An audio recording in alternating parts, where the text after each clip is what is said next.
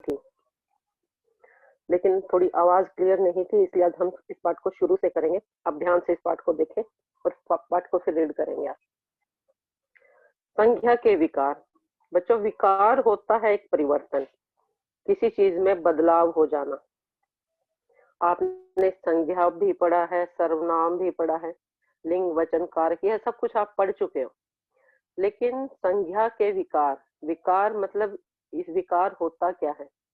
यह जब शब्द आए हैं और इसमें जब तीन पाठ जुड़कर आए हैं, लिंग वचन और कारक, यानी कि आपने इन तीनों पाठों को अलग अलग उसमें पढ़ा है। लेकिन जब आप संज्ञा के विकार में इन पाठ को पढ़ते हैं तो थोड़ा सा और इसमें एक नई चीज सीखते हैं। विकार होता है किसी चीज में परिवर्तन होना। हम जब कोई भी वाक्य बदलता है तो उस वाक्य में आप हमेशा यह सोचते हो कि यह परिवर्तन होता है, तो हर चीज का कुछ ना कुछ नाम दिया जाता है। यानी कि जो परिवर्तन हो रहा है उस परिवर्तन को भी एक नाम दिया जाता है कि विकार होना, यानी कि एक वाक्य का, किसी शब्द का बदल जाना। ध्यान से सुने आप इन सब चीजों को। किसी भी चीज का, शब्द का बदल जाना, वह होता है संज्ञा का विकार। और वो बदलते कौन कौन से शब्द हैं? या तो लिंग संबंधी परिवर्तन आएगा किसी भी वाक्य में, या वचन संबंधी आएगा, या कारक संबंधी आएगा। यानी कि देखिए, इस पाठ में सबसे ऊपर यह दिया गया है कि आप तो यह जान ही चुके हैं कि संज्ञा एक विकारी शब्द है। विकारी यानी कि अपने रूप को बदल लेता है। लेकिन इसमें लिंग वचन कारक के कारण ही विकार आता है। यानी कि जो इसमें संज्ञा में परिवर्तन आता है वह लिंग, वचन और कारक, इन तीन चीजों, तीन शब्दों के कारण इनमें परिवर्तन आता है। अर्थात इन तीनों के कारण ही संज्ञा का रूप बदल जाता है। अब जो यह तीनों विकार हैं, ये कैसे बदलते हैं और हम इसके बारे में कैसे जान सकते हैं, थोड़ा सा हम इसे विस्तार पूर्वक पढ़ेंगे। सबसे पहला है लिंग संबंधी परिवर्तन। यानी कि लिंग होता क्या है? जैसे ही आपके सामने अब प्रश्न आता है, बच्चों कोई भी पाठ बेटा आप पढ़ते हो, उस पाठ के आपको प्रश्न बनाने आने चाहिए। सबसे पहले वह शब्द क्या है, उसका अर्थ क्या है, उसके बाद उसकी परिभाषा क्या होती है। अगर परिभाषा आप जान चुके हो तो उसमें और क्या क्या नई स्टेप जुड़ी हैं, यानी कि उसमें जब भेद आ जाते हैं, उन भेद के भी आगे कुछ है या नहीं है, या उन भेद में जो गहराई होती है कि इस भेद में क्या चीज अच्छी से बताई गई है, किस चीज पर प्रकाश डाला गया है, क्या बात बताई गई है, उसको हमेशा ध्यान से देखना चाहिए। सबसे पहला है लिंग संबंधी परिवर्तन। सबसे पहले तो हम क्या करेंगे, इसकी परिभाषा हम सबने पिछली कक्षाओं में भी सीखी हुई है, क्योंकि व्याकरण जो है उसके सभी पाठ हम शुरू से पढ़ना शुरू कर देते हैं। लेकिन जैसे जैसे हम अगली कक्षा में बढ़ते जाते हैं, आपको हमेशा एक बात का ध्यान रखना चाहिए। अगर आप लिंग का पाठ पिछली कक्षा में पढ़ चुके हो, वचन पढ़ चुके हो, संज्ञा पढ़ चुके हो, तो आपको हमेशा एक बात का ध्यान रखना चाहिए कि अगली कक्षा में इस पाठ में नया क्या आया है। जिस भी कक्षा की बुक, मान लीजिए आपने फोर्थ क्लास की कक्षा में जो आपकी व्याकरण की बुक थी, बच्चों परिभाषाएं और जो होता है वो कुछ नहीं बदलता, सिर्फ बुक का नाम बदल जाता है। अगर आपने पिछली कक्षा में उस उस पाठ को अच्छी तरह से याद किया हुआ है, अपनी बुक वो पास रखिए। नई कक्षा में जो आपने बुक आप पढ़ रहे हैं, नई कक्षा में आप आ चुके हो, तो उस पाठ में आपने उसमें क्या और नया सीखा है, उस चीज को ध्यान दो। इससे आपकी बातें क्लियर होती जाएंगी।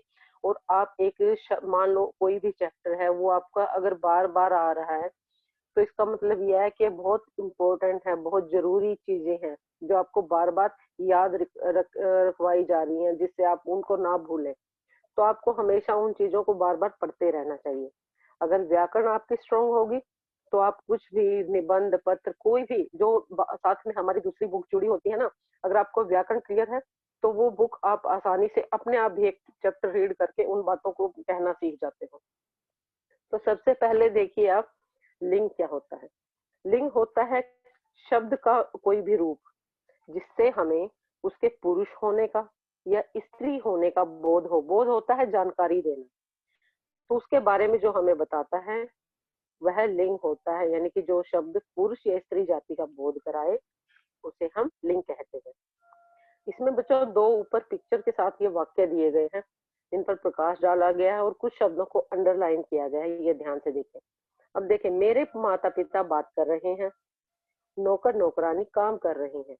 अब इन दोनों वाक्यों में दो शब्दों को माता पिता और नौकर नौकरानी, इन शब्दों को रेखांकित यानी कि अंडरलाइन किया गया है।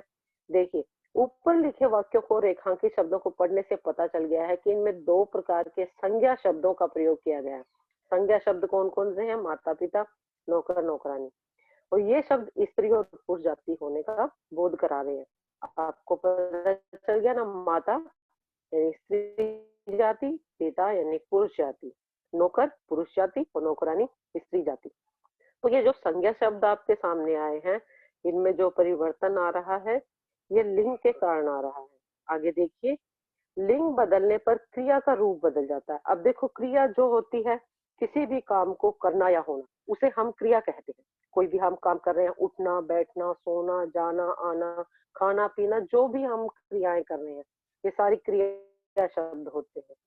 अब देखिए, सबसे पहले जो वाक्य हमारे सामने आया है, लड़का पढ़ रहा है, इसमें कुछ लाल शब्द भी दिए गए हैं और उनको अंडरलाइन भी किया गया है, हाईलाइट किया गया है ताकि आपका उस चीज पर ध्यान जाए। सबसे पहला क्या है? लड़का पढ़ रहा है और दूसरा शब्द है लड़की पढ़ रही है। इसमें रहा है और रही है, यह क्रियाएं हैं और यह क्रिया का रूप जैसे ही लिंग परिवर्तन हो रहा है वैसे ही क्रिया बदल रही है। लड़का पढ़ रहा है यानी कि रहा है, जैसे ही लड़का शब्द का हमने लिंग परिवर्तन किया लड़की बना, तो वैसे ही क्रिया बदल गई रही है। ऐसे ही आगे देखिए, राजा बैठा है। आगे देखिए, जैसे ही शब्द का लिंग परिवर्तन होता है वैसे ही क्रिया बदल जाती है, रानी बैठी है। यहाँ तक आपको अच्छी तरह से यह समझ आ गया होगा। आगे देखिए, अब हम आते हैं इसके भेद पर। भेद यानी कि इसके जो प्रकार होते हैं। लिंग के कितने भेद होते हैं आप सभी को पता है, आपने पिछली कक्षा में भी पढ़ा है। लिंग के दो भेद होते हैं, पुल्लिंग और स्त्रीलिंग। अब पुल्लिंग, पुल्लिंग होता है बच्चों जिसमें पुरुष जाति का बोध हो, दोनों आमने सामने दिए गए हैं। इससे आपको यह बहुत अच्छी, यह तरीका भी बहुत अच्छा है। जब कोई चीज एक इस तरह से बदलती है तो हमें बहुत लंबे समय तक ऐसे कंपैरिजन हम करते हैं, अगर आमने सामने हम बात करते हैं तो वह चीज हमें लंबे समय तक याद रहती है। देखिए, पुरुष जाति और स्त्री जाति, आमने सामने यह शब्द दिए गए हैं, पुल्लिंग और स्त्रीलिंग। पुल्लिंग शब्द में हमें पुरुष जाति का बोध होता है, बोध यानी कि पुरुष जाति का बोध कराने वाले शब्द पुल्लिंग कहलाते हैं और स्त्री जाति का बोध कराने वाले शब्द स्त्रीलिंग कहलाते हैं। आगे देखिए, इसमें दो वाक्य दिए गए हैं। पहला वाक्य है इसमें माली फूल तोड़ रहा है और दूसरा वाक्य है माँ सो रही है। माली यानी कि यह पुरुष जाति का बोध करा रहा है और माँ किस जाति का बोध करा रही है? स्त्रीलिंग यानी कि स्त्री जाति। आगे दूसरा वाक्य इसमें दिया गया है, घोड़ा दौड़ता है और इसमें नौकरानी झाड़ू लगा रही है। और उन्हीं शब्दों को अंडरलाइन किया गया है, रेखांकित किया गया है, जिससे आपको यह पता चले कि यह शब्द क्या है, कौन सा शब्द पुरुष जाति का बोध कराता है, कौन सा शब्द स्त्री जाति का बोध कराता है। इसके अतिरिक्त बच्चों देखिए, पुरुष जाति में देखिए, इन वाक्यों में माली और घोड़ा पुरुष जाति का बोध करा रहे हैं, वही बात बताई गई, और इन वाक्यों में माँ और नौकरानी स्त्री जाति का बोध करा रहे हैं। आगे देखिए, कुछ अन्य शब्द, कुछ शब्द आपके सामने रखे गए हैं। वैसे आप सभी को जैसे ही आप कोई भी शब्द देखते हो और उसका वाक्य बनाते हो तो आपको पता चल जाता है। तो कई बार बच्चों कुछ शब्द ऐसे भी होते हैं जिनका हमें पता नहीं चलता कि पुरुष जाति है स्त्री जाति है। जैसे हम कुछ शब्द ले लेते हैं, मक्खी शब्द हो गया जैसे, तो मक्खी, तो उसके ऐसे कुछ शब्द ऐसे होते हैं जिनके आगे नर और मादा लगता है, नर मक्खी मादा मक्खी, यानी कि उनसे उनकी जाति का हमें पता चलेगा। सबसे पहले इसमें दिया गया है, अन्य उदाहरण में है पिता छात्र सिंह चूहा शिष्य और बेटा। और आगे देखिए, अन्य इसमें उदाहरण में स्त्रीलिंग में दिए गए हैं, दादी सेठानी मालिन शेरनी ऊंटनी आदि। इसके बाद आगे देखिए, लिंग बदलने के कुछ नियम और उदाहरण।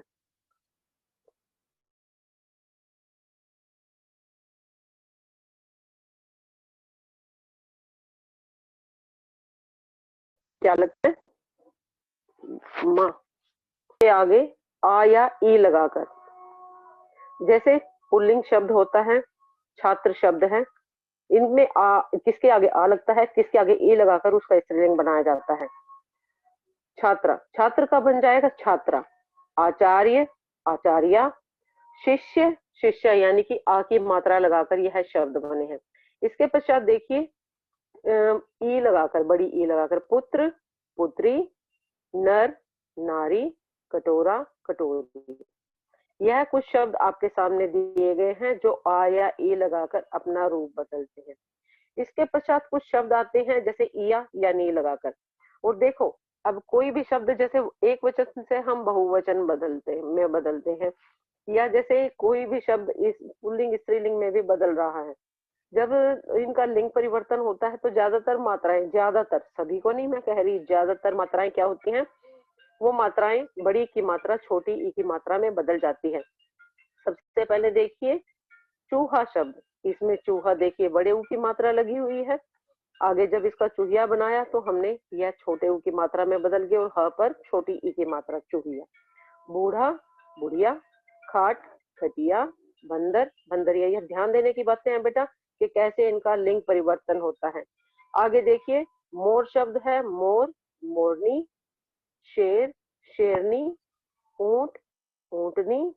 हंस, हंसनी। इसके पश्चात कुछ शब्द आते हैं आइन या आनी लगाकर। आइन या आनी लगाकर उनका लिंग परिवर्तन होता है। पंडित, पंडिताइन।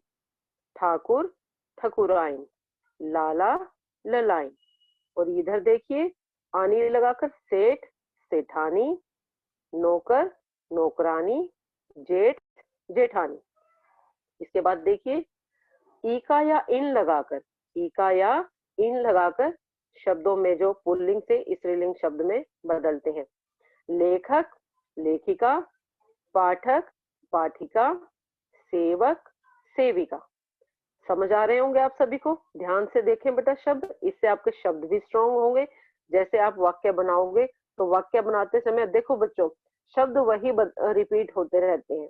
अगर हमने शब्दों को बोलना सीख लिया, कैसे उनको बोला जाता है, तो मात्राएं भी हमें अपने आप समझ आ जाती हैं कि क्या कौन सी मात्रा लग रही है। जब भी कोई भी शब्द पर छोटी मात्रा लगती है वो एकदम से बोली जाती है और हल्की आवाज में, और जब बड़ी मात्रा होती है तो थोड़ा सा वो साउंड बढ़ाती है अपना। तो साउंड पे आपने ध्यान देना है। जैसे आप साउंड सुनोगे तो आपको वो चीजें क्लियर होंगी। आगे देखिए सुनार, सुनारिन। लुहार, लुहारिन। पड़ोसी, पड़ोसिन। आगे मति व वती लगाकर, मति व वती लगाकर इसमें देखिए आप श्रीमान, इस शब्द में भी काफी बच्चे ना इसमें मात्रा की मिस्टेक करते हैं। जब श्रीमान या श्रीमती कुछ लिखते हैं तो श्र पर छोटी की मात्रा कर देते हैं। दोनों मात्राएं बड़ी ई की है। श्रीमान, श्रीमती। बुद्धिमान, बुद्धिमती। और वती लगाकर क्या होता है, गुणवान, गुणवती।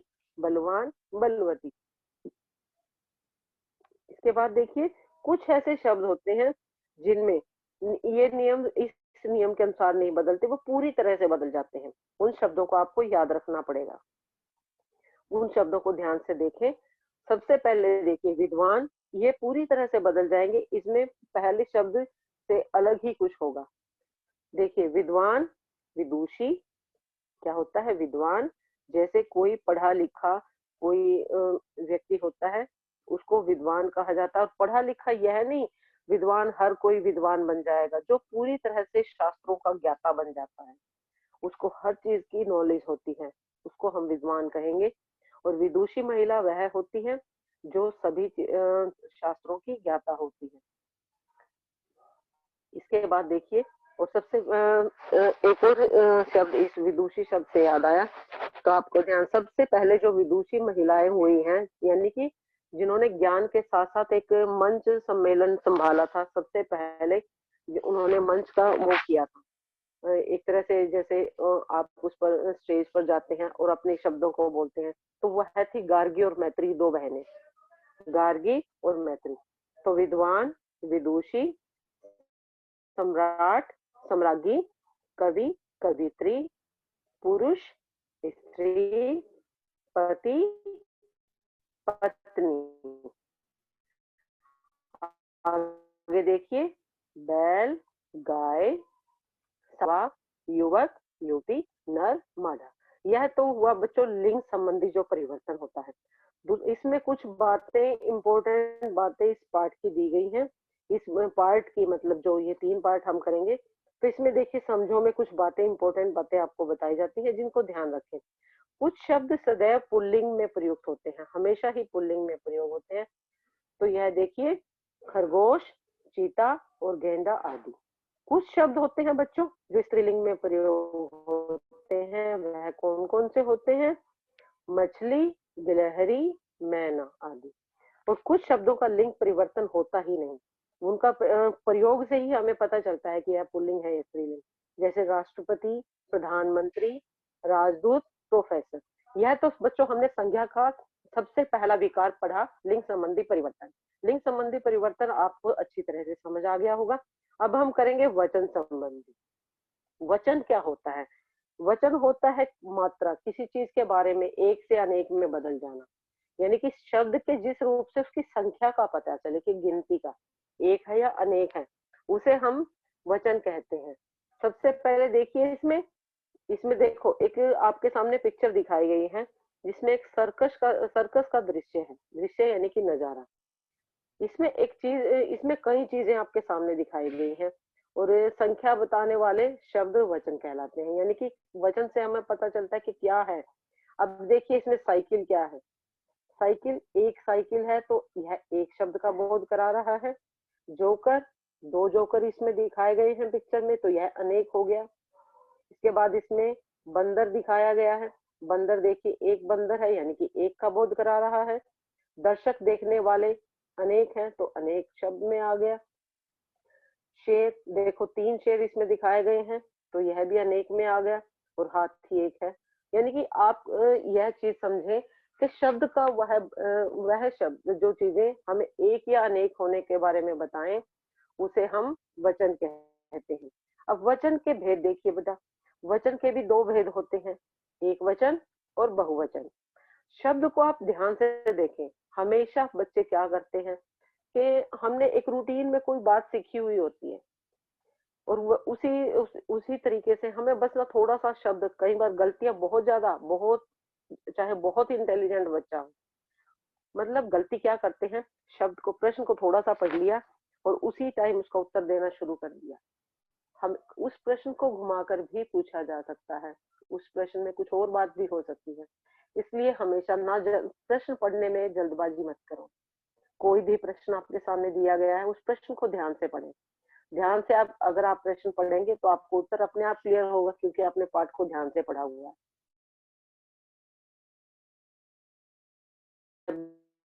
भी हम क्लास में सीख रहे होते हैं, तो अगर हम उस बात को ध्यान से सुनते हैं, तो ध्यान से सुनते हैं और उसी दौरान एक यह, हम चाहे बड़े हों या छोटे हों, एक ये सर्कल चलता है मेमोरी, जो लर्निंग पावर होती है हमारी। अगर हम पढ़ी हुई सीखी हुई बात को, अगर हम एक तरह से 72 आवर्स जो होता है एक टाइम, इस टाइम के एक दौर अंदर ही हम उस चीज को खुद से, उस पाठ को दोबारा रीड कर लेते हैं, तो वह चीज हमें एक लॉन्ग टाइम तक, समझ लीजिए कि 60-70% हमें वो याद हो जाती है, अगर इस टाइम के दौरान हम उस चीज को पढ़ लेते हैं। अगर यह टाइम हम क्रॉस कर जाते हैं, सिर्फ टीचर ने पढ़ाया और छोड़ दिया और वो टाइम हमने क्रॉस कर दिया, तो वही ये समझ लीजिए 20-30% हमें याद रहेगा। इसलिए रीडिंग, बार बार आपको एक बात कही जाती है कि रीडिंग कीजिए, हर एक चैप्टर की जो करवाया गया है उसको एक बार देखिए, दोहराइए अपने ढंग से कि किसने क्या पढ़ाया और आपको क्या समझ आया, और रीडिंग करने के दौरान आपको क्या बातें समझ आ रही है, क्या आप भूल रहे हैं, तो उससे ही आपको पाठ अच्छी तरह से क्लियर होगा। अब देखिए दोबारा हम कर रहे हैं वचन के भेद। वचन के भेद होते हैं 2, एक वचन और बहुवचन। एक वचन, आपने अभी, हमने एक पिक्चर के दौरान कुछ शब्दों को छांटा, हमें क्लियर हो गई बात, तो उससे हमें पता चला जो एक हो तो वो एक वचन होता है और जो अनेक हो वो बहुवचन होता है। यानी कि शब्द के जिस रूप से हमें उसके एक होने का पता चले तो उसे एक वचन कहते हैं। जैसे इस पिक्चर में आपके सामने दिया गया है लड़का, बकरी, पत्ता और कीड़ा आदि। इसके पश्चात देखिए बहुवचन। बहुवचन क्या होता है? बहुवचन, बहुवचन शब्द ऐसे होते हैं जो अनेक होने का, एक से अधिक होने का हमें बोध कराते हैं, हमें जानकारी देते हैं, हमें ज्ञान कराते हैं। तो उसे हम बहुवचन कहते हैं। अब इसमें देखिए, केले यानी कि केला एक होता, तो और ये इसमें अनेक दिए गए हैं, तो केले, बकरियां, पत्ते और पेंसिलें आदि, ये सब बहुवचन शब्द हैं। अब इसमें देखिए, समझो में इसमें कुछ और बातें बताई गई हैं। वाक्य में वचन केवल शब्दों के ही नहीं बदलते, बल्कि उनके साथ विशेषण। देखिए, ये बात बहुत ध्यान देने की है। जो भी वाक्य होता है उसमें वचन केवल संज्ञा शब्द ही नहीं बदलेगा, उसमें जो साथ में उसके विशेषण लगा होगा, जो क्रिया लगी होगी, वह भी बदल जाएगी। अब देखिए, आपके सामने वाक्य दिया गया है सूखा। सूखा शब्द क्या है? विशेषण। पत्ता क्या है? संज्ञा। गिर रहा है क्या है? क्रिया। क्या हो गया? देखिए, अब सूखा विशेषण भी बदल गया, सूखा बन गया सूखे। पत्ता, पत्ते, गिर रहे हैं, यह क्या बन गया? ये क्रिया रूप बदल गया। यानी कि हर एक चीज को आपको पता होना चाहिए आपके वाक्य में। अगर आपने सारी चीजें पढ़ ली हैं, तो उन वाक्यों को छांटने की कोशिश करो। उसमें क्या विशेषण शब्द है, क्या क्रिया है, क्या संज्ञा है, क्या सर्वनाम है। आपको अपनी बातें, चैप्टर क्लियर होंगे बेटा इससे। आपको पता चलेगा, आपके शब्द क्लियर हो जाएंगे कि कौन सा शब्द किस चीज के लिए प्रयोग में लाया जा रहा है। इसके बाद इसमें दूसरा वाक्य दिया गया है, बड़ा लड़का पतंग उड़ाता है। तो बड़ा का बन गया बड़े, लड़का, लड़के, पतंग उड़ाते हैं। बड़े लड़के पतंग उड़ाते हैं। इसके पश्चात इसमें कुछ शब्द दिए गए हैं, जैसे हमने लिंग संबंधी कुछ परिवर्तन के शब्द पढ़े थे, ऐसे ही वचन बदलने के कुछ नियम और उदाहरण हम देखेंगे। इन चीजों को हम छोड़ देते हैं, इसलिए कक्षा में मैं हर एक शब्द का आपको एक तरह से रिवीजन करवा रही हूँ, और आपको ध्यान से इन शब्दों को देखिए। सबसे पहला है अ के स्थान पर ए। ए यानी कि अ के स्थान पर ये देखिए, ए यानी कि चंद्र बिंदु लगा हुआ है, तो यहाँ अ के स्थान पर ए लग जाता है। आंख, आंखें, और आप यह भी शब्द देखिए, ध्यान से इस चीज को देखें। आंखें में जो जैसे यह एक ख के नीचे जो ये मात्रा होती है, इसको बेटा खड़ी पाई पाई बोलते हैं। इस पाई के साथ जब मात्रा आती है, तो ये चंद्र बिंदु अपने इस रूप में आ जाता है। यह मत सोचिए यह बिंदी है, मात्रा के साथ अगर बिंदी आ रही है, वह तो चंद्र बिंदु की बिंदी है। आंख, आंखें, बहन, बहनें, फौज, फौजें। इसके बाद देखिए, रात, रातें, सूचना, सूचनाएं, भैंस, भैंसे। इसके पश्चात देखिए, अगला शब्द दिया गया है आ के स्थान पर ए लगाकर। जैसे देखिए, कमरा, कमरे, कपड़ा, कपड़े, केला, केले, घोड़ा, घोड़े, छाता, छाते, पंखा, पंखे। इसके पश्चात देखिए, आ के स्थान पर ए लगाकर, ए अपने इसी रूप में आएगा, यहाँ पर यह मात्रा के रूप में नहीं जाएगा, अपने उसी रूप में आएगा। माला, मालाएं, महिला, महिलाएं, कविता, कविताएं। इसके पश्चात देखिए, कथा, कथाएं, माता, माताएं, कन्या, कन्याएं। यानी कि अपने इसी रूप में आ रहा है। इसके पश्चात देखिए बच्चों, ऊ, ऊ, ओ और ए जोड़कर, जैसे देखिए, कई बार यह अपने उसी रूप में आएंगे, कई बार यह बदल जाएंगे। जैसे ऋतु, ऋतुएं, वस्तु, वस्तुएं, बहू, बहुएं, गो, गोएं। ई में या जोड़कर, यहाँ देखिए, तिथि, तिथियां, या देखो, अगर बिंदी की साउंड होती है, तो वह सिर्फ नाक से आवाज आएगी। जैसे कंघा। कुछ शब्द बिंदी वाले शब्द आप प्रोनाउंसिएशन शब्दों को दोहराएं, बोल बोल कर देखें, और जहां पर आपको चंद्र बिंदु दिखाई देगा, वहां पर आवाज नाक और गले दोनों से आएगी। यानी कि तिथियां, रीति, रीतियां, नीति, नीतियां, नदी, नदियां, सखी, सखियां, नारी, नारियां। इसके पश्चात देखिए, या को या बनाकर, जैसे या पहले ही दिया गया है एक वचन में, लेकिन उसको यहाँ बना दिया जाता है, यानी कि चंद्र बिंदु लगा दिया जाता है।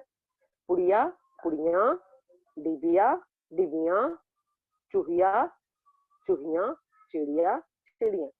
कुछ बहुवचन शब्द अलग तरह से ही बनते हैं, जैसे छात्र। देखिए, इनमें कोई वो नहीं है, इनमें आगे शब्द जुड़ेंगे, इन शब्दों को आपको याद करना पड़ेगा। छात्र छात्रगण, शिक्षक शिक्षक वृंद, दीदी दीदी दल, गुरु गुरुजन। इसके पश्चात देखिए संबोधन। या संबोधन होता है किसी को पुकारना बुलाना। भाई भाइयों, बच्चा बच्चों, मुनि मुनियों, दर्शक दर्शकों। इसमें समझो में देखिए, समझो इसमें भी इसमें से संबंधित वचन से संबंधित काफी सारी बातें बताई गई हैं। सम्मान या आदर। बच्चों देखो, अगर मान लीजिए आप शिक्षक हो या पिता माता पिता हो या जो भी आपके बड़े हो, जब हम किसी को रिस्पेक्ट देते हैं, किसी के प्रति हम आदर सम्मान भाव प्रकट करते हैं, तो एक वचन के स्थान पर हम बहुवचन शब्द का प्रयोग करते हैं। देखिए, सम्मान आदर के लिए भी एक व्यक्ति के लिए बहुवचन शब्द का प्रयोग किया जाता है। जैसे गुरु जी आज नहीं आएंगी, गांधी जी अहिंसा के पुजारी थे यानी कि थे बहुवचन होता है, लेकिन यहाँ पर हमने गांधी जी महात्मा गांधी के लिए उनका प्रयोग किया, तो ये हो गया एक वचन के स्थान पर बहुवचन का प्रयोग, क्योंकि हम उनके प्रति आदर सम्मान भाव प्रकट कर रहे हैं। इसके पश्चात देखिए हस्ताक्षर, प्राण और दर्शन प्राय बहुवचन में ही प्रयोग होते हैं। सिग्नेचर शब्द होता है, एक व्यक्ति बोले या अनेक जने बोले, हम सबने हस्ताक्षर कर दिए और मैंने हस्ताक्षर कर दिए, समझे? यानी कि हस्ताक्षर शब्द होता है वो बहुवचन होता है। प्राण बच्चों, प्राण निकलना यानी कि उसके प्राण निकल गए। और जैसे इसमें आ गया आपके दर्शन दुर्लभ है। आगे देखिए जनता वर्षा पानी एक वचन में प्रयोग होते हैं। जनता यानी कि जनता में सारी जनता आ जाती है, लेकिन वह एक वचन में प्रयोग होती है। जनता बढ़ती चली आ रही है, आज वर्षा हुई, चारों ओर पानी भर गया। इसके पश्चात देखिए कई शब्दों के बहुवचन दो दो रूपों में बनते हैं। कैसे कैसे बनते हैं? दो रूप में बनते हैं। कुर्सियां शब्द भी बनता है कुर्सी से, और कुर्सियों भी बनता है, यानी कि हमें यह न सोचे कि यह शब्द गलत है, दो दो रूप भी उनके बनते हैं। नदी शब्द से नदियां भी बनता है, नदियों भी बनता है। पुस्तक पुस्तकें भी होता है, क्योंकि ये शब्द वाक्य के अनुसार हम प्रयोग करते हैं। जैसा हमारा वाक्य होगा उसी के अनुसार हम शब्द का प्रयोग करेंगे। लड़की लड़कियां, लड़कियों। बच्चों आज हमने संज्ञा के विकार में लिंग वचन कारक यह तीन पार्ट हमने बताए, लेकिन इसमें से हमने जो पूरा एक पूर्ण रूप से जो हमने विस्तार में पढ़ा वह लिंग और वचन को पढ़ा। कल हम जो कारक है इस पाठ से संबंधित जो ये जुड़ी हुई है बात, कारक में थोड़ी और हमें डिटेल के बारे में जानना है। अभी मैं जल्दबाजी में ये चीज नहीं करवाऊंगी आपको। कल पूरा जो कक्षा होगी हमारी वह कारक पर होगी। यानी कि अगर आपको एक तरह से एक पाठ में आप तीन चीजें सीख रहे हो, तो जो मैंने आपको करवाया है इस चीज को आप बड़े ध्यान से पढ़ें और रीडिंग करें। मैंने रीडिंग के लिए आपको बार बार कहा है कि इस पाठ की आप रीडिंग करें। व्याकरण